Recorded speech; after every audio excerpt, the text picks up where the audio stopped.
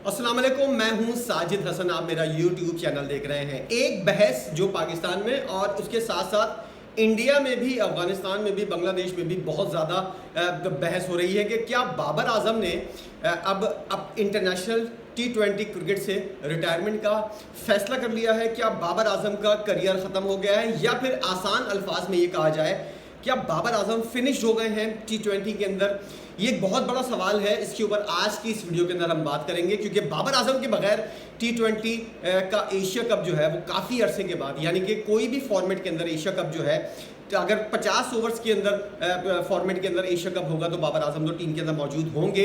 अब देखना यह है कि T20 फॉर्मेट जो है उसके अंदर क्या बाबर आजम वाकई टीम का हिस्सा होंगे या नहीं, क्योंकि अभी तक बहुत सी चीज़ें ऐसी चल रही थी कि कभी साहबजादा फरहान पिच के ऊपर लेट गए तो लोग जो हैं ये वाली बात कहते थे कि ये अनफिट होगा और बाबर आजम टीम के अंदर आएगा।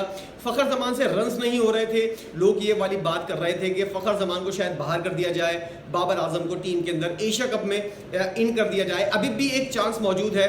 इसके अलावा मोहम्मद हारिस जो है उनकी परफॉर्मेंस बिल्कुल 0/0 है। क्या आप इसको निकाल कर बाबर आजम जैसे खिलाड़ी को टीम के अंदर शामिल किया जा सकता है?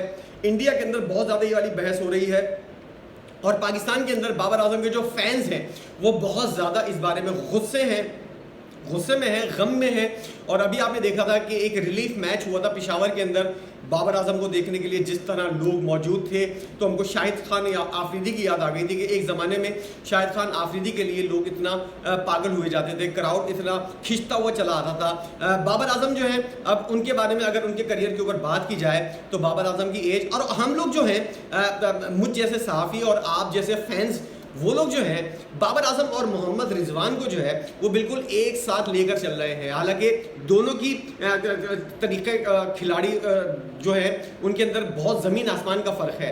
इन दोनों खिलाड़ियों के अंदर बाबर आजम एक सॉलिड बैट्समैन है, जबकि रिजवान जो है विकेट कीपर बैटर है, और विकेट कीपर बैटर के साथ जो है वो मामला दूसरे होते हैं। बाबर आजम एक वर्ल्ड क्लास दुनिया भर के अंदर खिलाड़ी हैं और पाकिस्तान के अंदर इस लॉट के अंदर जितनी भी इस वक्त लॉट है उसके अंदर टेक्निकली और जितने भी देखा जाए तो टेक्निकली साउंड खिलाड़ियों के अंदर बाबर आजम नंबर 1 पोजीशन के ऊपर आते हैं।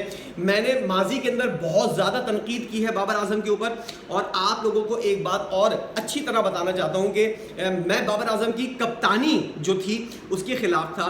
बाबर आजम जिस तरह कप्तानी करते थे, जिस तरह की उनकी अपनी परफॉर्मेंस होती थी कप्तानी के अंदर, मेरी तनकीद का हदफ वही होता था कि कप्तानी के अंदर बाबर आजम 0/0 हैं। एज अ बैटर मैं उनको जो है कभी भी मैंने उनको जो है ये नहीं कहा कि बाबर आजम जैसा बैटर जो है वो किसी काम का नहीं है पाकिस्तानी टीम के अंदर। बाबर आजम की टेस्ट और वनडे फॉर्मेट के अंदर मेरी अपनी नज़र के अंदर जगह बनती है। T20 फॉर्मेट के अंदर बाबर आजम के पास 3 से 4 साल है। ये मैं क्यों कह रहा हूँ, इसकी एक बहुत बड़ी वजूहात है। ज़रा रिजवान और बाबर आजम का कंपैरिजन अगर कर लिया जाए, रिजवान की एज जो है वो इस वक्त 33 साल है और बाबर आजम की जो है वो 30 साल है। बाबर आजम के पास अभी भी 3-4 साल इंटरनेशनल क्रिकेट के अंदर, ख़ास तौर पर T20 फॉर्मेट के अंदर, और उससे ज़्यादा साल जो है 6-7 साल जो है वो टेस्ट के अंदर और वनडे फॉर्मेट के अंदर मौजूद है।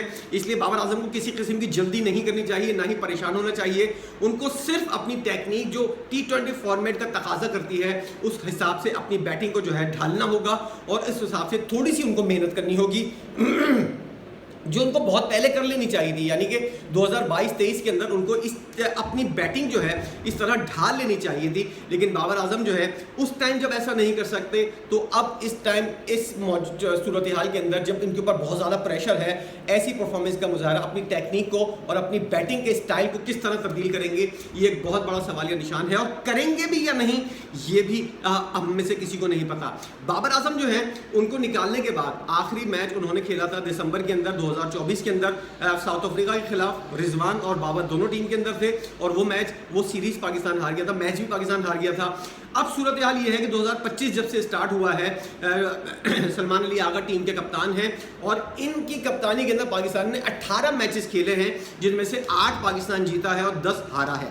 अब आपको अंदाज़ा होना चाहिए सलमान अली आगा जो है उनका स्ट्राइक रेट और उनकी बैटिंग भी बाबर आजम से कोई ज़्यादा बहुत अच्छी नहीं है, जिसकी वजह से हम ये कहें कि हम बाबर आजम को भूल गए।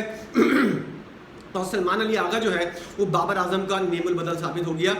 ऐसा भी नहीं है, बाबर आजम से कम उनका स्ट्राइक रेट है, लेकिन एक चीज़ जो पाकिस्तान के अंदर देखी जाती है کہ پاکستان کرکٹ بورڈ کا اور پاکستان کی مینجمنٹ کا منظور نظر کون ہے. یاد کیجئے آپ کہ 2021-22 کے اندر رمیز راجہ جب پاکستان کرکٹ بورڈ کے چیئرمین تھے, ان کا منظور نظر بابر اعظم تھا, اور بابر اعظم سے اچھا اس وقت پاکستان کرکٹ بورڈ کے لیے کوئی بھی نہیں تھا. اس وقت اس پوزیشن کے اوپر سلمان علی آغا سے اچھا پاکستان کرکٹ بورڈ کے پاس کوئی آپشن نہیں ہے کہ ان سے اچھا کوئی کھلاڑی ہو. اس لیے یہ پرفارمنس جو ہے 18 میچز کے اندر 10 میں ہارنا اور 8 میں جیتنا, یہ کوئی اتنی اچھی پرفارمنس نہیں ہے, لیکن پاکستان کرکٹ بورڈ کو یہ پرفارمنس بھی قبول ہے کیونکہ وہ سلمان علی آغا ان کا اپنا بندہ ہے. بابر اعظم کو انہوں نے نکالا ہے, عاقب جاوید جو ہے وہ نکالنے کے اندر شامل تھے, اور اب صورتحال یہ ہے کہ وہ محسن نقوی صاحب کو بھی کنونس کر چکے ہیں, اور محسن نقوی صاحب بھی خاموشی سے سائیڈ میں بیٹھے ہوئے ہیں. نہ وہ بابر کی بات کر رہے ہیں, نہ ہی کسی قسم کا کوئی ایسا بیان آ رہا ہے, نہ ہی ایسے کوئی وسائل بنتے ہوئے آ رہے ہیں کہ بابر اعظم جو ہے وہ T20 فارمیٹ کے اندر ایشیا کپ میں پاکستان کی نمائندگی کر سکے.